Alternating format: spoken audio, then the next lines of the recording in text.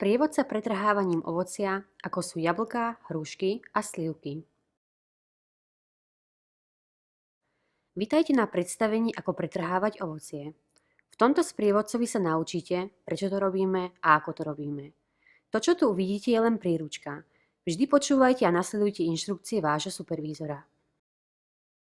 Prvý deň vašej práce vám povedia, kde je váš tím, v ktorom budete pracovať. O svojej práci musíte byť dostatočne informovaní. Ak nerozumiete niektorej z inštrukcií, spýtajte sa. Požiadajte aj o tlmočenie, ak je nevyhnutné. Keď dorazíte na pole, supervízor vám ukáže, čo robiť.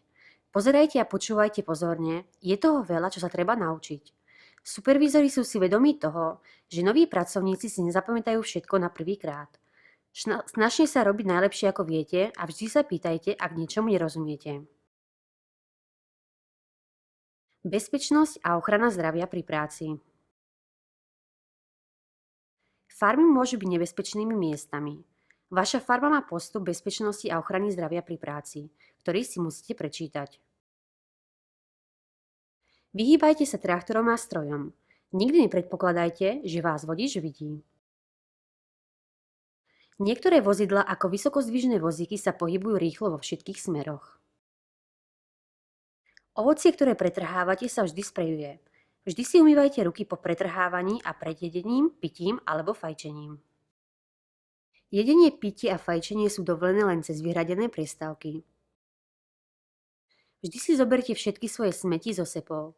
Nenechávajte ich na farme. Keď pracujete, noste voľné a pohodlné oblečenie. Noste ochranné oblečenie na prevenciu proti slnku. Ak používate opalovací krém, vždy si umýte ruky. Dôvody na pretrhávanie ovocia. Ovocné stromy produkujú každú sezónu veľké množstvo kvetov. Koľko z nich sa premení v plody, závisí na počasí, ale často sa stáva, že ich je priveľa. Ak všetky tieto plody by boli nechané na stromoch, boli by príliš malé a tým pádom nepredajné. Naši zákazníci chcú len väčšie ovocie. Malé ovocie majú malú alebo žiadnu hodnotu. Keď jablká sú dozreté, mali by mať veľkosť tenisových loptičiek. Pretrhávanie ovocia je veľmi dôležitá práca. Musí byť vykonaná správne a dôkladne. Úžitok z dobre vykonanej práce sa dostaví pri zbere ovocia. Pri pretrhávaní nadmerného ovocia sa musia odstrániť aj všetky choré, zničené a deformované ovocie, ako sú tieto ovocie. Vždy pretrhajte tieto prvé. Váš supervízor vám ukáže, ktoré majú byť odtrhnuté. Všetky ovocie, ktoré sú príliš malé, sa musia pretrhať. Váš supervízor vám ukáže minimálnu veľkosť. Je dôležité používať obe ruky pri pretrhávaní, aby sa dosiahla žiadaná rýchlosť. Treba sa koncentrovať na prácu a nebyť roztržitý. Môže sa pracovať individuálne alebo s partnerom. Treba pracovať metodicky. Ak sa jedná o samostojace stromy, treba začať na jednom mieste a pracovať dokola, pokým sa nedopracujeme k bodu, kde ste začali. Ak pracujete s partnerom, začnite spolu a pracujte, pokým sa nestretnete. Vypracujte si systém.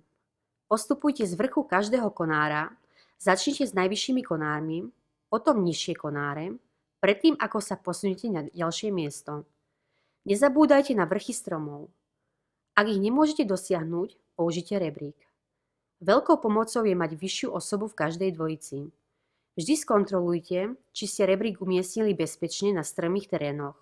Neriskujte s rebríkmi na svahoch. Keď dokončíte strom, vždy skontrolujte, či ste nevynechali nejaké miesto. Váš supervízor skontroluje vašu prácu a ak ste niečo vynechali, vráti vás späť. Tým pádom stratíte čas a ak budete pokračovať v nedobre vykonanej práci, supervízor sa môže rozhodnúť tak, že budete musieť skončiť s prácou. Veľa sadov má svoje opeľovače. Sú to stromy odlišnej odrody a môžu byť umiestnené napríklad ako každý 6. strom v každej druhej rade sadu. Váš supervízor vám o tom vysvetlí a dá vedieť, čo robiť s takými stromami, buď ich pretrhať alebo vynechať. Ak ste si neistí, čo robiť, spýtajte sa svojho supervízora. Ich prácou je vám pomáhať. Odlišné typy ovocia a odrody majú odlišné požiadavky. Najskôr sa pozrieme na 3 odlišné odrody jablok, potom hrušiek a nakoniec sliviek. Jablká s dlhými stonkami ako odroda Gala. Tieto jablká môžu byť odstránené odtrhnutím ovocia zo stonky, ako vidíte, alebo odstránením stonky tiež. Neťahajte jablko, lebo by ste mohli pritom odtrhnúť celý strápec. Tieto druhy rodia na jednoročných, ale aj starších stromoch. Staršie, silnejšie výhonky a konáre pretrhávajte tak, aby ostali 2 plody, ako toto, a na 1 plod, ako nasledovné. Váš supervízor vám povie, koľko jablok nechať na každých 50 cm. Samostatné plody sú lepšie ako dvojité, lebo sa urodia väčšie jablká. Dvojité nechajte len v tom prípade, ak potrebuje zostať viacej ovocia. Môžete dostať také inštrukcie, že je v poriadku nechať 3 jablká, ktoré všetky sú veľké, tzv. Tučné trojky. Tie sa zvyčajne nachádzajú na silnejších konároch, ako sú tieto. Na slabších stromoch, hlavne na konároch, ktoré visia dole ako tieto, musíte pretrhávať, aby ste dosiahli dobre umiestnené samostatné jablká. Vždy pamätajte, aby ste odstránili choré, zničené a deformované jablká. Tieto odrody by mali mať veľkosť tenisových loptičiek, keď dozrejú, a takisto to je aj pri ďalšej odrode. Tieto odrody potrebujú farbu, ktorú dostanú zo slnka. Treba najskôr odstrániť ovocie, ktoré je na spodu, pretože tie dostanú najmenej slnečných lúčov. Jablká s krátkými stonkami ako odroda Cox. Odroda jablk Cox si vyžaduje veľmi dôkladné pretrhávanie, pretože zvyčajne sa pri nich vyskytuje viacej deformovaných jablk a nemajú vo všeobecnosti tak veľa jablk. Majú krátke stonky a veľmi ľahko odpadávajú pri držaní ovocia, ako ukázané. Buďte opatrní, nikdy neťahajte ovocie, lebo všetky jablká v strapci môžu odpadnúť. Pretrhávajte na dohodnutý počet jablk na 50 cm, buď jednotlivo, po dvojiciach alebo ako tzv. Tučné trojky.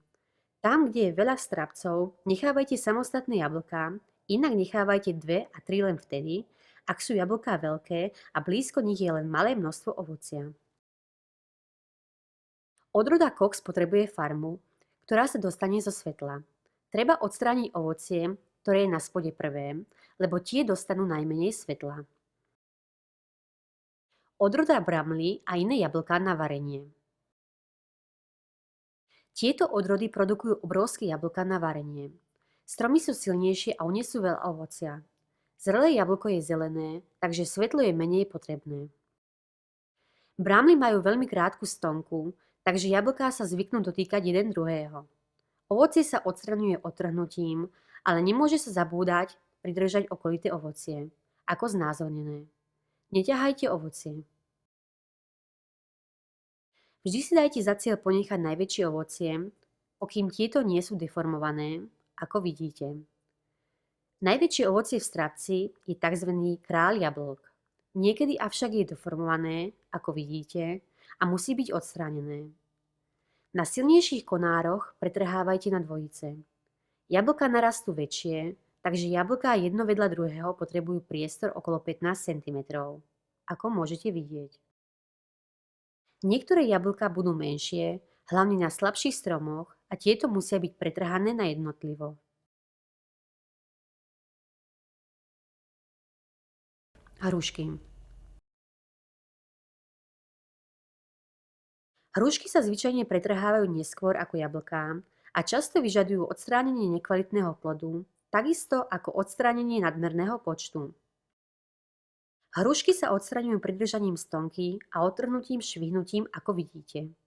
Neťahajte ovocie, lebo môžete poškodiť strom. Váš supervízor vás usmerní ohľadom kvality. Jedná sa o hrušky, ktoré majú zlý tvar, buď sú moc priame, alebo ohnuté, ako môžete vidieť. Rovné hrušky, ako sú tie naľavo, nemajú cibulkovitú hlavičku, ako tie napravo, ktoré majú. Rovné hrušky nikdy dosiahnu minimálnu veľkosť a preto musia byť odstránené. Tieto hrušky majú drsné hnedé chrasty a musia byť odstránené. Tieto hrušky majú jemné chrasty a môžu byť nechané na strome. Váš supervízor vám ohľadom toho poradí. Strapce ovocia ako tieto musia byť pretrhané na dvojice. Vždy odstráňte nekvalitné ovocie ako prvé. Malé hrušky na slabých stromoch sa musia pretrhať, aby zostali jablká jednotlivo. Ako tieto. Môže sa stať, že budete musieť pretrhať staršie, väčšie stromy a hrušiek ako tieto. Je potrebné pracovať systematicky okolo stromu. Treba pracovať od zadu konára, vrátane každej strany konára. Slivky. Stromy sliviek môžu mať nespočetné množstvo ovocia a my potrebujeme len jednotlivé dobre umiestnené slivky. Keď dozrejú, slivky budú mať takúto veľkosť. Tam, kde je veľké množstvo ovocia, pretrhávajte použitím dvoch techník. Najskôr použitím dvoch rúk prečesajte celé strapce, takto. Postupne zo stredu a zo spodu konárov, pretože toto ovocie bude viac skryté v čase zberania. Robte toto rýchlo a odstráňte 80% ovocia. Ďalej, viac opatrne, pretrhajte všetko, čo ostalo a nechajte jednotlivé slivky, aby mali dostatok miesta. Slivky sú odstránené švihnutím alebo tlačením stonky s palcom, ako vidíte. Ak je úroda slabšia, budete musieť robiť len druhú fázu. Vždy pracujte systematicky okolo stromu. Postupujte od konárov od stredu a od spodu. Dbajte o to, aby ste dôkladne skontrolovali stredy ovísajúcich konárov. Často sú slivky skryté a dosiahnuteľné len dotykom. Zhrnutie. Pretrhávanie ovocia je veľmi príjemnou a nie ťažkou fyzickou prácou, ale nie je ju možné uponáhľať. Každý strom musí byť pretrhaný konár po konári. Pozorne nasledujte inštrukcie od vášho supervízora. Najskôr sa naučte pracovať kvalitne, potom pracujte na rýchlosti. Nezáleží na tom, či ste platení za počet dokončených stromov alebo na hodiny, je dôležité pracovať rýchlo. Vždy používajte obe ruky. Získajte dobré tempo a snažte sa ho udržať. Pretrhávanie sa nedá unáhliť. Niektoré stromy majú menej ovocia a druhé zase viacej. Ak strom má málo ovocia, pretrhávanie nemusí byť potrebné, alebo je potrebné odstrániť len pár plodov. Vždy odstráňte zničené, choré a deformované ovocie ako prvé. Potom zredukujte to, čo ostane, aby ste dostali potrebný počet. Pretrhávanie ovocia je jednou z najdôležitejších prác v sade. Treba ju brať vážne a pamätať, že si pomáhame tým len sami sebe. Dobré pretrhávanie vedie k lepšiemu zberu.